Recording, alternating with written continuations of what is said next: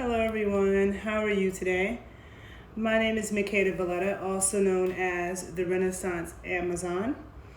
And right now I'm live on my IG, but I will save this and repost it to my YouTube. So in case you're unfamiliar with me, I am a sports nutritionist and a trainer, but I'm also a dancer, very much into anthropology, traditional ways of being, Afro-Indigenous cosmology, and culture.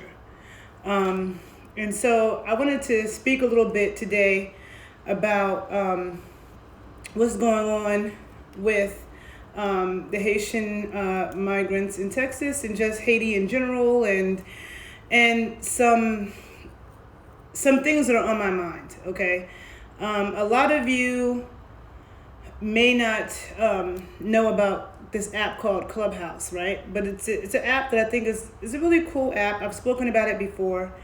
There are some really good conversations on that app, some really smart people and some really bad ones, right? I've learned a lot of things, but I've come across a lot of things that have been shocking. And sometimes the microcosm is not a part of the macrocosm. Sometimes the microcosm is not reflective of the macrocosm, but sometimes it is, right? And sometimes it's hard to judge because a lot of times we judge things based on our experiences and people we've been around, right? So for me, I'm just going to give a little bit about my background before I start to speak about some of this. Sorry, my nose always itches when I get online. So I'm Afro-Indigenous, Afro-American, okay? I don't like the term African-American because I feel like that refers to people whose parents were born in Africa. And it can get confusing because when you look at Brazil or Cuba, they don't say African Cuban or African Brazilian. They say Afro Brazilian, Afro Cuban. And those of African descent in Cuba and Brazil are way more connected to Africa than Afro Americans are because of the fact that the slave trade, first of all, ended so late in Brazil. When slavery was ending in the U.S., the Brazil was just ending the trade. They were still getting shipments of fresh Africans, okay? So those of African descent in the U.S. are a lot further removed, and the smallest percentage of Africans in the slave trade were brought to North America. Also, a lot of the people who were enslaved who were copper-colored people. They were indigenous people from this land. So it's not just the African side of things that connects the Americas, okay, that interlinks the Americas. It's also the indigenous side of things, right? And for me in particular, like my bloodline is from Florida. My dad's family is from St. Augustine, Florida, and which is the oldest town in America. And my mother, she's from Western Pennsylvania, but her father is from Pensacola, Florida, right? And so that gives me a unique thing because Florida history is definitely interlinked with the history of the Americas. I mean, all of the Americas has an interlinked history, but as we know, when we go to Florida right now, there's so many Caribbean people. I don't even really meet a lot of people who are like Floridians too much. A lot of people who are in Florida came from the Caribbean, right?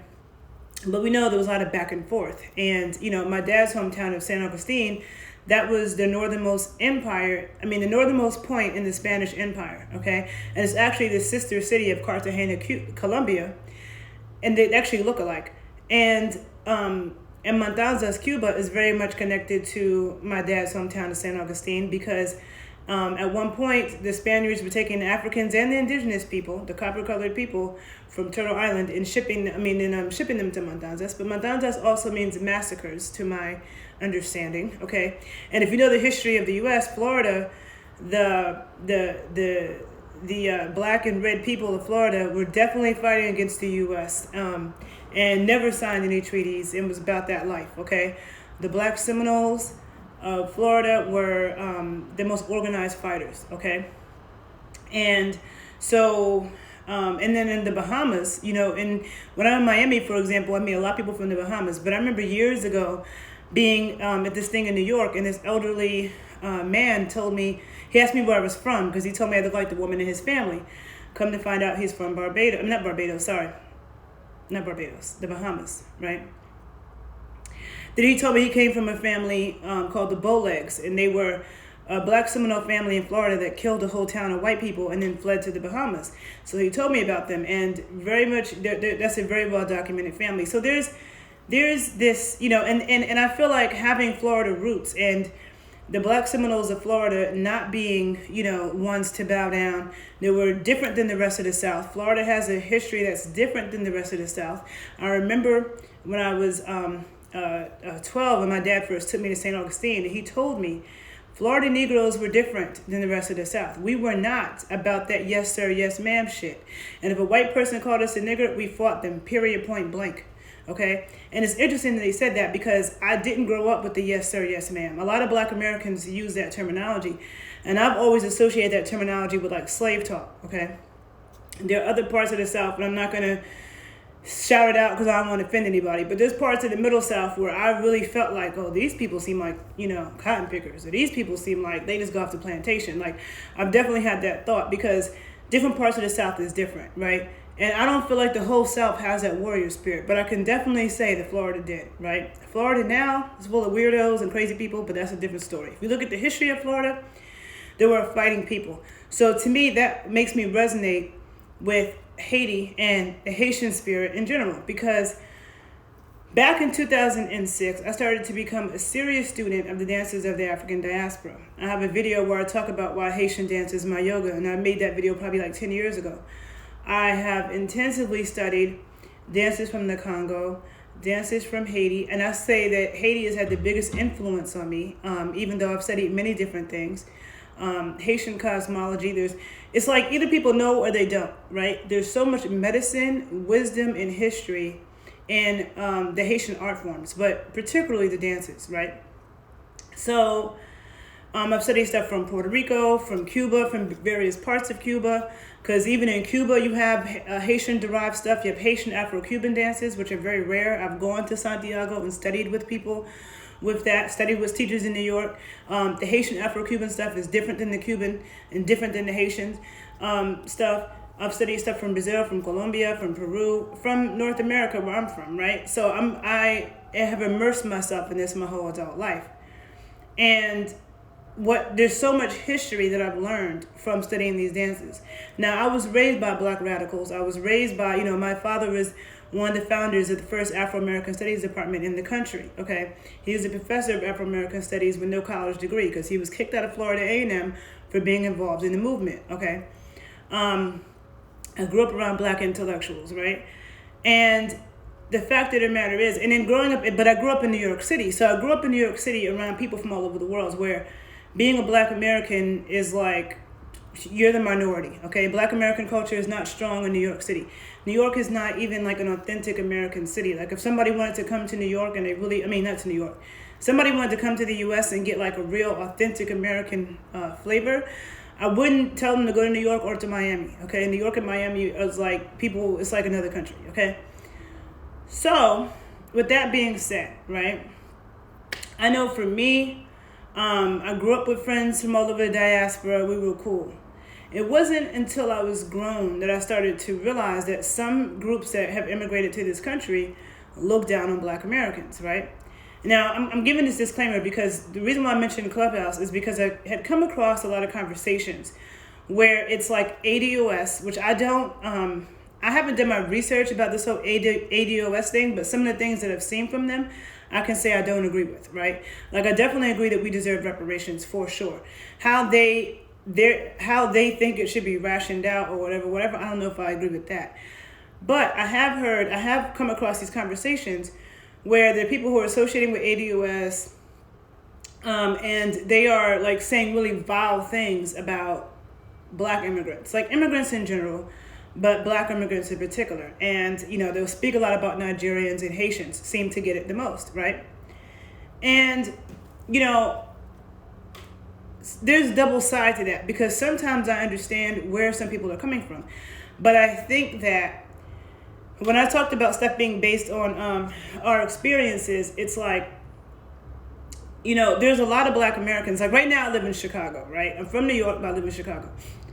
In Chicago, Black Americans don't mix with Caribbeans and Africans. And it's not that there's a problem or beef. They just don't mix. Like they're just in two different parts of the city. And unlike New York, people in Chicago tend to just stay in their section, right? So like in New York, every Black American grew up around Caribbean people. We had Caribbean friends, we had African friends. I grew up in a neighborhood that's full of Dominicans. I had Dominican friends, Puerto Rican friends, Trini friends, Jamaican friends, Jewish friends, Chinese friends, a whole gamut, right? But we all grow up like that. But in a lot of, like, once you start getting more into the interior of the country and like, different parts of the country, that's not necessarily the case. And there are a lot of Black Americans who have come across immigrant groups, Black or not, but let's talk about Black ones, right?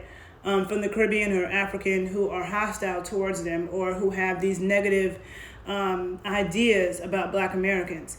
And that pisses people off, rightfully so. You know what I'm saying? That pisses me off when I hear these things, Like I had... there was somebody I dated, I was in a relationship with like 7 years ago. He was half Black American, half Nigerian. And he would tell me all the time, like his father was Nigerian. He would tell me all the time, his father talked shit about Black Americans, even though he's married to a Black American woman, even though he had left Nigeria and never gone back. And he was always doing this. And to the point where he felt like his father wouldn't even like me because I'm Black American. And that really pissed me off because I'm like, you're in my country benefiting off of the fight of my family members, okay? My ancestors, my family members who are still living, who fought to make this country a livable place for melanated people, okay? Also, who fought to change laws because this country had very anti-Black immigration laws, okay? And it was Black Americans who fought to change that, to make it easier. So it's highly offensive when somebody comes from foreign land and they're looking down on us. I really have no patience for that, and that makes me want to curse people out, okay? But I didn't become aware of that because that wasn't my experience, right? And just growing up around people from all over the place. I wasn't aware of that until I took a class when I was in college, a sociology class, where we were reading an essay about Brooklyn in particular and how Caribbean families in Brooklyn tell their children to stay away from Afro-Americans because we're lazy and we're dumb and da-da-da-da. I remember when I read that, I was shocked. I remember saying something to my dad about it, and he was like, oh yeah, that's very common. And I'm like, what? And then I started asking my friends, my Caribbean friends, my African friends, did your family say this? And a lot of them told me, yeah, my family does say that, right? So they may not have thought that because they grew up here and they knew better, but they would tell me their family did. That really pissed me off, okay? So from a Black American perspective, there are certain Afro-Americans who only come across foreigners who are like that, okay? Who are, looking down on us, having these negative things. And so it puts a bad taste in their mouth. And then they start to put all people from foreign lands in the same category. And that is spewing hate, right? So I've come across this, and it's been to an extreme where I'm like, okay, on a little bit I can see, where you're coming from, but you're going too far. Because I have seen, and I think that every group has to be categorized differently. Now, when it comes to Haiti, okay, I have a very soft spot in my heart for Haiti, for Haitian people, okay? And I could talk all day about why, but I'm gonna try to sum it up because I feel like I've spoken about it in some other videos as well. But first of all, and I'm not an expert on this history, okay? But I do know that, Haiti, the whole diaspora to me owes Haiti. When I say the diaspora, I mean in the Americas, okay? First of all, the Americas has an intertwined history, okay? An intertwined history. It's not just about the Africans that came across the water, but it's also about, like I said, the copper-colored indigenous people who are from this land who were also enslaved. And there were more copper-colored Indians shipped from Charleston, South Carolina to the Caribbean to be enslaved than there were Africans shipped who came through Charleston, South Carolina. And we know Charleston, South Carolina, I think might have been like the #1 slave port. So a lot of Africans came in through that way. But even more Native Americans, copper-colored, American Indians, were shipped out to the Caribbean, all right? And there was a lot of back and forth, people moving around. As we can see, as I say, I'm from Florida. There's a lot of back and forth with the Caribbean in Florida and South Carolina, and just we moved around, right? So we have an intertwined history. There's people who went from Jamaica to Haiti to Cuba to the U.S., So we do have an intertwined history, but also, Haiti in particular is at the backbone of everybody's history. Like, as a student of these dances, right, and these rhythms, everything I would learn, Haiti was always in somebody's history, okay? I don't care if it's Cuba, I don't care if it's Puerto Rico, like, the U.S., okay, we know with New Orleans, all of that, right? Haitian, there is a memorial in Savannah, Georgia for the Haitian soldiers that came over to fight, okay? Sorry. Haitian soldiers fought in the Civil War, okay, so a lot is owed, okay? I don't think any Black American or any Black person, period, any Afro-Indigenous person should have any beef, hatred, or animosity towards Haiti or Haitian people. And I can say that I've come across some ignorant people, that might have been Jamaican, might have even been African, who would, say ignorant things to me about being Black American. But I can say it's never come from a Haitian. I cannot say that there aren't any Haitians like that. I'm saying in my experience, I've never experienced that. The Haitian people that I've come in contact with always have like such a big heart. They're genuinely good people. And I know like in New York, at least I could say like, every culture has its good and its bad. But I know talk about my experience, right? So my experience with the Haitians that I've known in New York, they are highly educated. They carry themselves well. They are talented. They're doing a lot of things. And they're sweet people. They're kind. I always say that they should open up a charm school because they're just very charming people. And then with studying the dances, like I said, when you look at first of all, when you talk about the Haitian Revolution, so a lot of people, will speak about how they were the first free Black republic, and some people can ask, they might compare it to the U.S. and maybe why we weren't able to do that, but we were on this huge land and we had way more white people on this huge land, whereas like Haiti, they're on that island, it's much smaller, and the amount of Africans and Afro-Indigenous people way outnumbered the white people. I don't know if it was like 10 to 20 to 1. I don't know what the exact number is, but way outnumbered them. So that made it more possible. But also, we know that Haitian voodoo was a part of it. And what I know, I don't know if all of you know, but the drumming and the dancing, the drums were essential. And I talk about this in my Why Haitian Dances, my yoga video, because I talk about how the drums give you extra energy to do things, that they give you supernatural powers. And it's something that you don't really understand until you're around those drums and you embody those dances, and then you understand. But and most of you have never even seen me do dance in that kind of way. But I can't just do that off the rip. The drums helps to put me in that zone and give me that energy. So the fact of the matter is that once that happened and they went to Cuba, whatever white people fled from Haiti to Cuba with their slaves, they had Cuban slave masters shook because they didn't want what happened in Haiti to happen in Cuba. So it made them say, you know what, let's let these colored people, okay, get into groups based on their ethnic origin, based on wherever they came from in Africa, and let them do what they do. So that's how you started to have the different religious clubs and groups in Cuba based on different, whether they're from Dahomey or, they're Yoruba, or they're from the Congo, they started to get in these different groups. That was influenced by Haiti, okay, and them trying to keep the slaves happy because they didn't want them to go buck like they did in Haiti. Now, when you study the Haitian Afro-Cuban dances, there are Haitian dances, there are warrior dances, okay? There are dances that are associated with war and fighting, okay? There are dances that tell a story of freedom and breaking chains. But when you look at the Haitian Afro-Cuban dances, they are even more aggressive, okay, than the stuff from Haiti. And I remember when I saw those dances, studied those dances, danced those dances, and felt like I was gonna break my neck, and all my hair, every braid was becoming untwisted because of how hard I'm dancing. And it's I remember thinking to myself, I understand why the slave masters in Cuba were scared. You come with these dances, that will scare somebody, and so I'm just saying that, to me that it's misplaced when I see all these, and again, these people don't speak for all Black Americans. And I don't know, this whole ADOS, I don't know if, what I've been hearing and coming across represents all ADOS people. I don't know because I haven't studied the ADOS movement. I'm not a part of any new movements because I was raised by black revolutionaries. It's hard for me to respect these young people. And when I say young people, I mean people in their 40s, people in their 50s, people in their 30s, okay? When I grew up around OGs who were in their 80s, who were there during certain times, and you have certain younger black people who will criticize the civil rights movement, and they will say things like, oh, they failed and nothing has changed, and that pisses me off. Because the people who say that, I can guarantee you, the people who say that come from families who didn't do shit, okay? A lot of people didn't do shit. And to say that nothing has changed, and to say that what people did and how they risked their lives in the civil rights movement was in vain, and that nothing has changed, is insulting and it's untrue. The fact of the matter is, in order for change to happen, it has to happen over generations.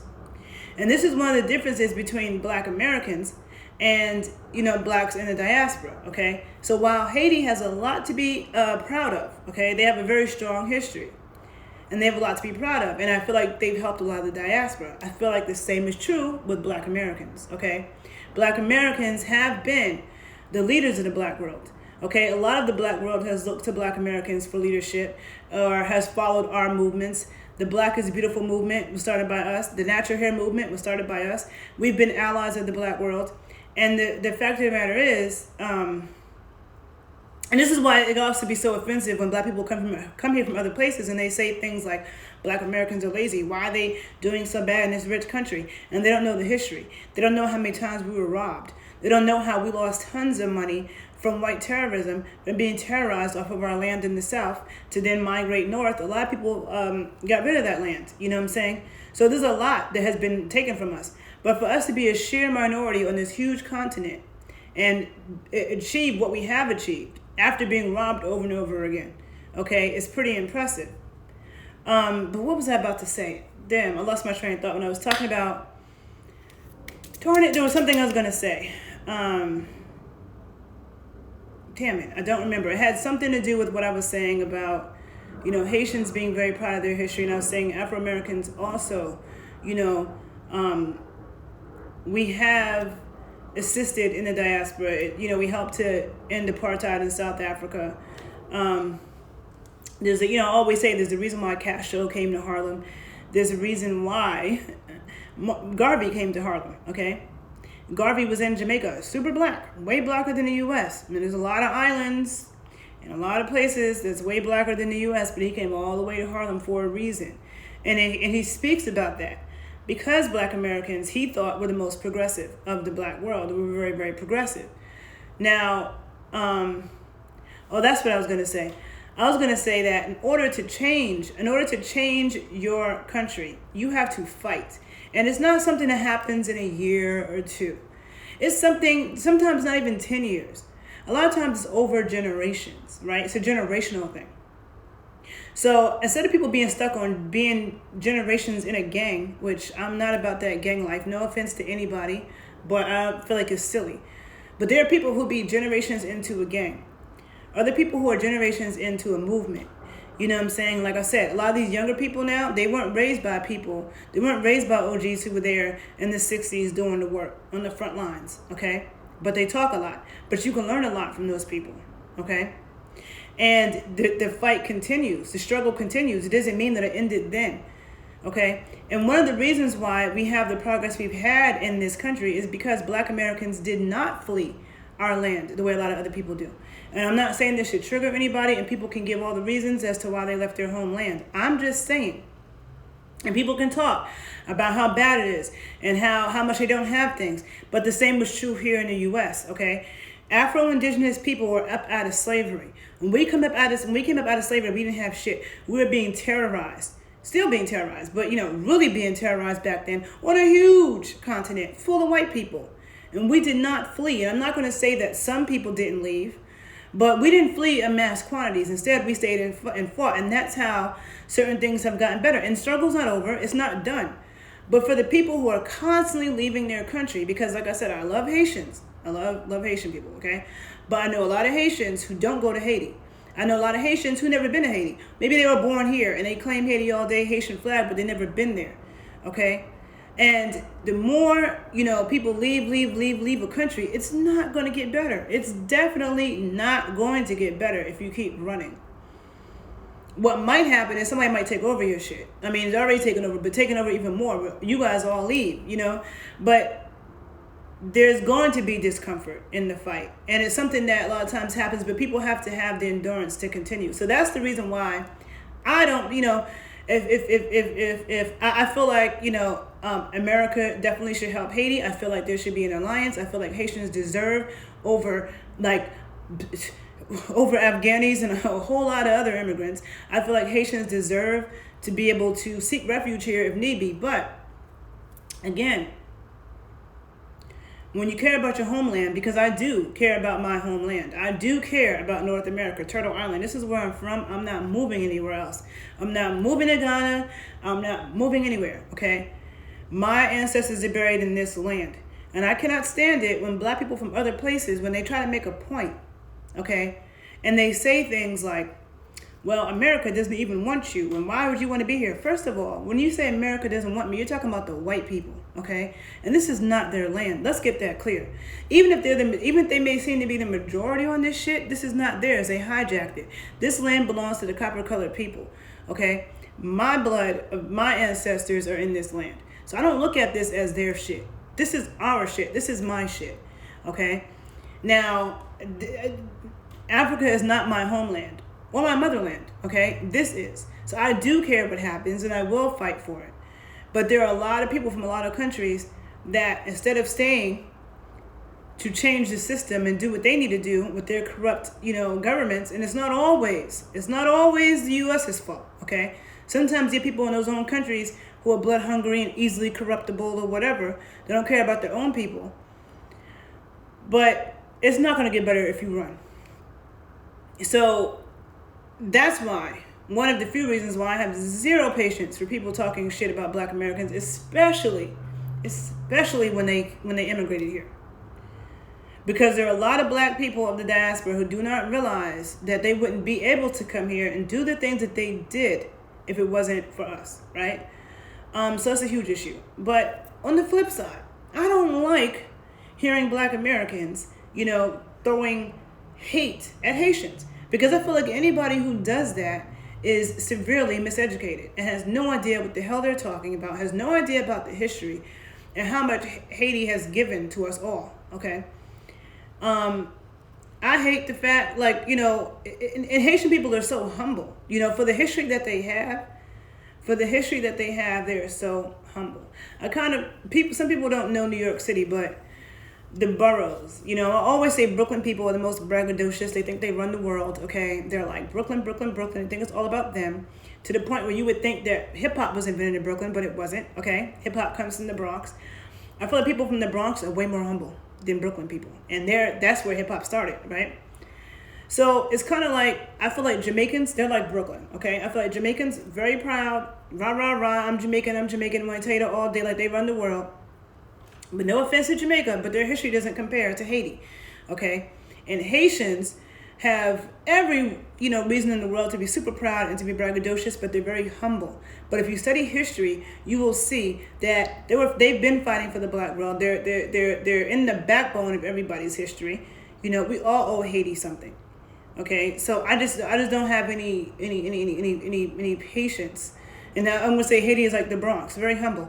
So I just don't have the patience for that. But this disconnect and this misunderstanding, I always feel like in my life, I'm kind of at the, in between two places. Like, you know, like I'm a woman, but I feel like I understand men better than most women. So I feel like I am a woman, but I understand men a lot. And I feel like sometimes I think like a man, sometimes I think like a woman. I feel like I kind of flip back and forth, even though I'm definitely a woman. I feel like that, like, you know, where I live in New York City, I'm on the border of Harlem and Washington Heights. Harlem is traditionally Afro-American neighborhood. Washington Heights is very Dominican. The South Bronx, which is right across from me, is New Yorican. Like, so I'm at the intersection of those three places. And then it's like I'm American, but my family's from Florida, okay? And Florida is definitely the South. Some people try to say it's not the South. Yes, the hell it is. Definitely the South, okay? So let's not even start that. But Florida has an intertwined history with the Caribbean. And I'm not, my family is not from Miami, okay? Northern Florida still has an intertwined history with the Caribbean, okay? With the Bahamas, with Haiti, with Cuba, with Colombia, with the Caribbean, they're intertwined history. So It's not that my family's from Mississippi or Alabama or, Tennessee or, like, no. So I'm definitely Black American, but I feel like, that alliance with Caribbean. So I just feel like with everything that I do or that I'm about, I'm kind of like in the in-between. I understand this and I understand that, I got one parent from the South, one parent from the North, and there's a difference between Southern and Northern culture. There always has been. The music we listen to, like how the things that we do is a difference. But I feel like I understand both, So I'm just, I just felt like I had to make this because I don't know, like in your life, what you've come across, but I just know in the past couple of days, I've come across some very disturbing conversations. I've seen a lot of hate being thrown by Afro-Americans towards Haitians, and I've seen a lot of hate being thrown from, people of the diaspora towards Black Americans. And I feel like we all know it's coming from ignorance. But I just had to, another thing I wanted to say, what's happening at the border, right? What the images that we all saw of, them on horseback, trying to whip Haitians. First of all, one of the first things I thought when I saw this was, to a lot of the Black diaspora, the African copper-colored diaspora, who doesn't believe that the U.S. has the race problems that we have. Because that's another thing that bothers Black Americans. When we get Black people from foreign lands who come here and then they try to downplay the fact that there's a race problem. And they try to act like, oh, Black Americans are just lazy. They're just exaggerating. They're just making up excuses, And they act like, oh, racism, why are you still talking about that? Why are you still talking about slavery? Why are you still talking about that? Why are you still talking about it? But what we saw that day, was clear confirmation to any Black person who came from someplace else and thinks that we don't got a race problem in this country, who thinks that Black Americans keep talking about stuff so much, because I've heard a lot of Africans and a lot of Caribbeans say that. They're like, oh, Black Americans, they're always talking about the white man, always acting like there's this problem and that, and I've heard them mock that. But when you see, and I have seen a lot of Caribbeans, Haitians included, not all of them, but I've seen a lot of Caribbeans, a lot of Africans who really suck up to white people.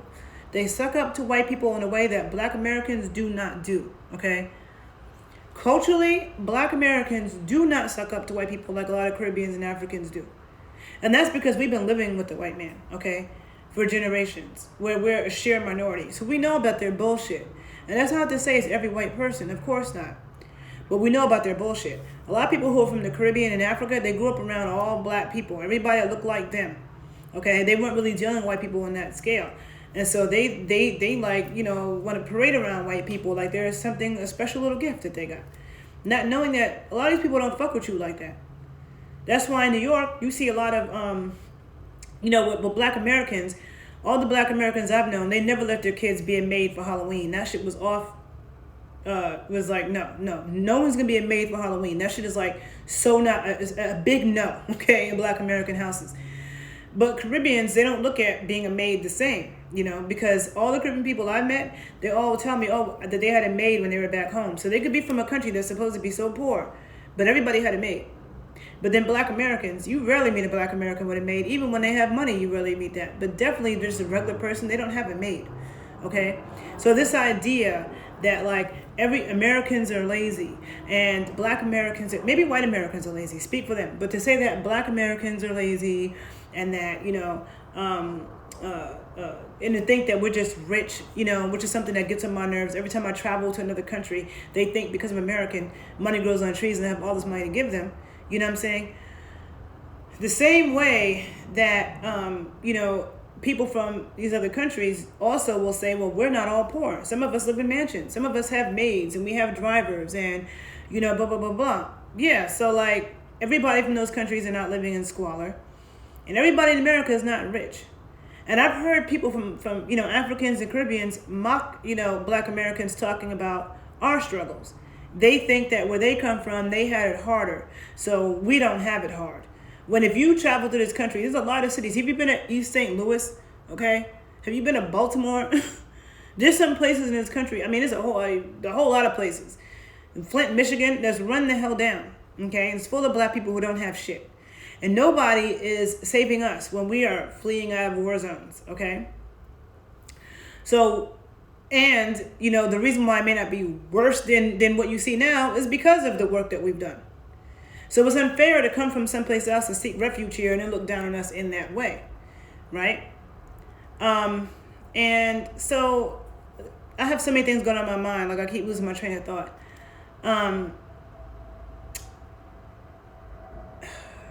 Darn it. Yeah, I don't know. I just went blank.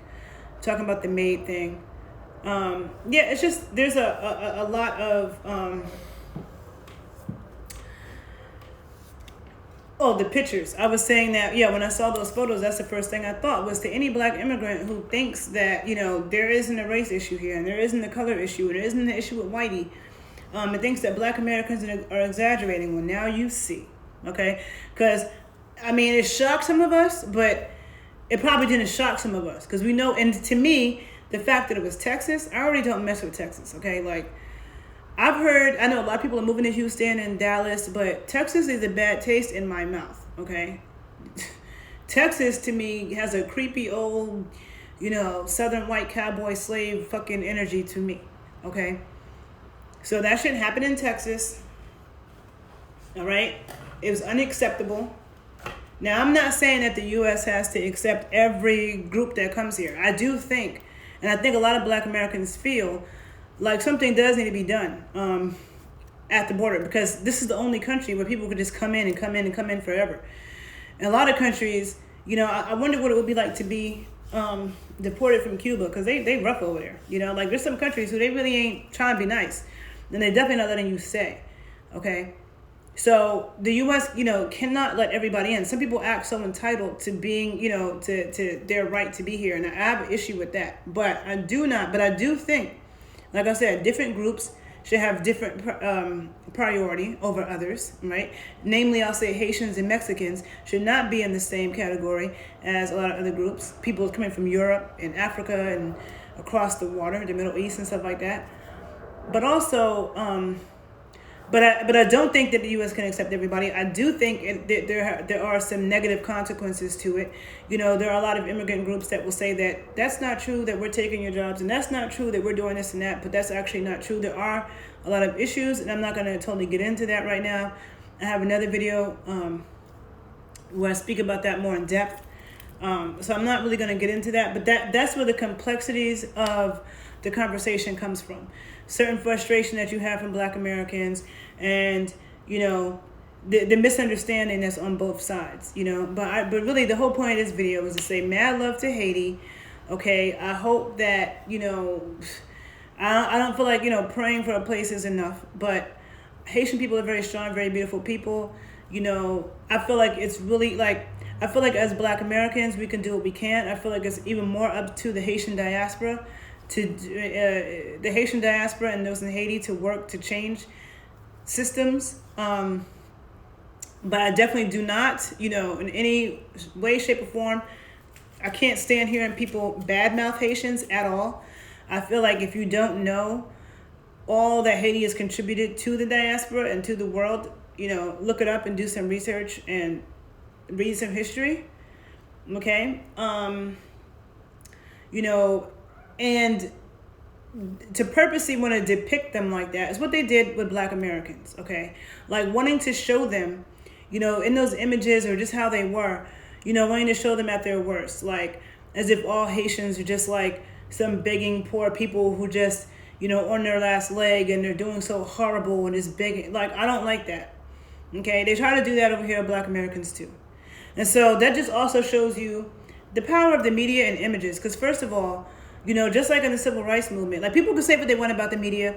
I'm a daughter of the media. My father is a journalist. My brother's a journalist. I know there's a lot of bullshit with the media, but at the same time, a lot of times journalists have been the ones to make things known and bring attention to things. And so if it wasn't for the media, okay, those images never would have gotten out, okay? And when the images like that get out, that's when change happens. That's what happened during the civil rights movement. People can say what they want about Martin Luther King, but he was strategic in what he did, and it's what he did that helped to bring about change. People didn't know. People in the world didn't know what was going on in the South. People in the North didn't know what was going on in the South like that. Okay, I feel like you have I'm in Chicago. You have Emmett Till.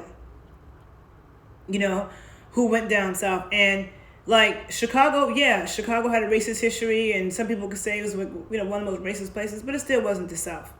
You know what I'm saying? And so no matter how bad it was in the North, the South was a different beast back then. And a lot of Northern people didn't understand to what extent. And me having a mother from the North and a father from the South, I could tell you, my mom told me she's from Pennsylvania. It's like Klan County where she's from, Western Pennsylvania, close to Ohio, in the hill, in the country. A lot of Klan, a lot of racist people. But still, she told me when the newspapers came out and they saw what was happening in the South and the dogs being sicked on people, they were shocked. They didn't know it was that bad. Okay? So there's a lot to be said about media images getting out. People need to give credit to the media for stuff like that. Okay? But then on the flip side, a lot of times they want to show, I know when it comes to black people, I feel like they be looking for the worst looking black people sometimes to put on the news or to put on. And that's the reason why Afro-Americans, I come from a lineage that felt like no matter what you do, you're representing your people. No matter what you do, you carry yourself with a certain amount of dignity. You look clean. You act like you got some damn sense. Don't be acting like a fool in front of white people, but don't act like a fool, period, okay? Carry yourself a certain way. Speak a certain way.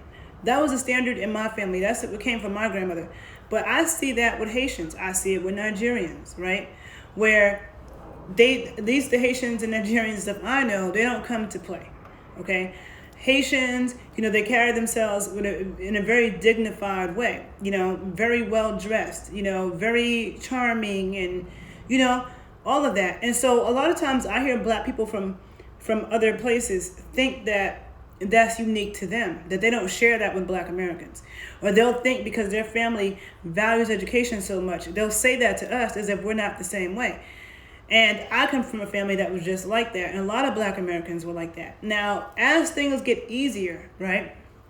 As things get easier, future generations get lazier. And I feel like people from Haiti, from Nigeria, from the diaspora, as they have their kids here and raise their kids here and things become a little bit easier, their kids will become lazier too.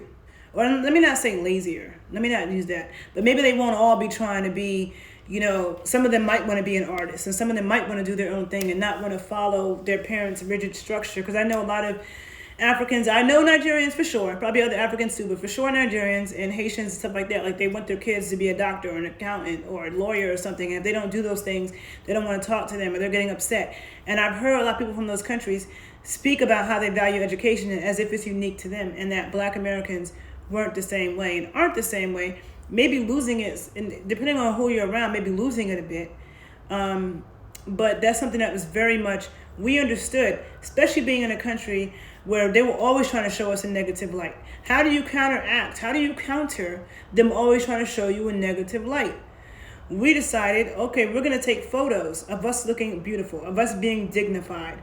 That's what we're going to put out into the world. And there are black photographers who took it upon themselves to really do that work. Okay? And I think it might have started in the realm of Frederick Douglass. You know what I'm saying? And we see all these dignified pictures of Frederick Douglass. Like, let's put these images out. Okay, let's be responsible for our own image. And so I feel like, as a student of Haitian folkloric dance, I feel like that's what, when I embody those dances, that's what they're saying to me. Those dances have so much pride, so much dignity, so much strength, okay? So much regalness about them. That, to me, I recognize that as, that's what you do. That's a form of resistance. When people are trying to paint you in this savage light, like you're less than, okay? So I think you guys get the gist. I think that, we have more in common than we do differences. We have differences, but we have a lot in common. And I don't feel like it's, Black America's, I made a video about this recently. I don't feel like it's our responsibility to do everything for the diaspora because we have our own shit. But I feel like when it's Haitians and when it's Haiti, that always deserves our attention. That always deserves our support, and they always deserve our respect. And to any Black American who feels like you want to talk sideways about Haitians, do your research about what Haitians have done for us, okay? Because part of the reason why we're free is because of Haiti. And to the diaspora who wants to talk negatively about Black Americans, I say do your history and find out what our history and what we've done to help it make it easier for you to even come here and benefit, and what we've done for the Black world, okay? And then make ignorance less cool and unify, because there's power, there's strength in numbers. There's strength in numbers. And I just want to say mad love to Haiti and Haitian people. And I think I've said everything I wanted to say. If you like the video, share it, and have a good day. Bye.